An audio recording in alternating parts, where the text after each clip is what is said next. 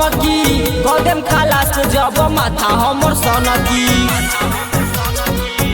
रे सुन देत बारे मारे के हमारा तू धमकी कदम खालास जब माथा हमर सनकी। रखला से दू चार गो गुंडा ई न सोची है कि तोरा से डर जाई।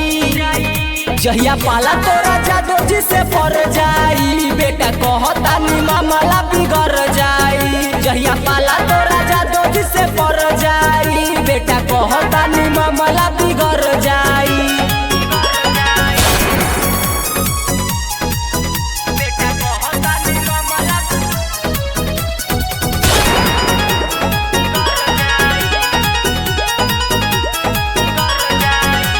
झुराए के करिए न भूल रे हम शांति से रहिले फूल रे।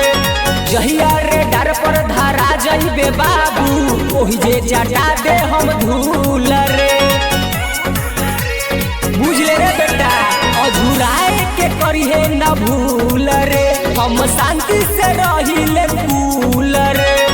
जहिया रे डर पर धारा जइबे बाबू ओही जे चटा दे हम धूल रे।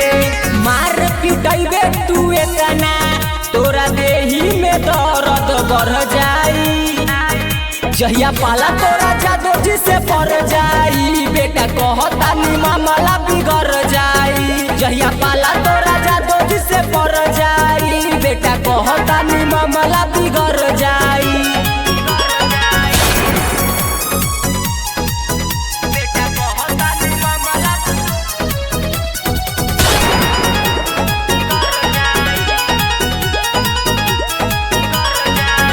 गलती करी है न बेटा नादानी में हमर चले रंगदारी खानदानी में। शुभम सफारी जब सनकी रे बेटा छोड़ देबे दुनिया जमानी में। मर जाइबे रे बेटा गलती करी है न बेटा नादानी में हमर चले रंगदारी खानदानी में। रोहित यादव जब सनकी रे बेटा छोड़ देबे दुनिया जमानी में।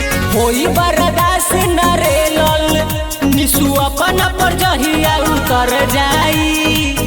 जहिया पाला तोरा जादू जी से पर जाई बेटा कहता नी मामला बिगड़ जाई। जहिया पाला तोरा जादू जी से पर जाई बेटा कहता नी मामला बिगड़ जाई।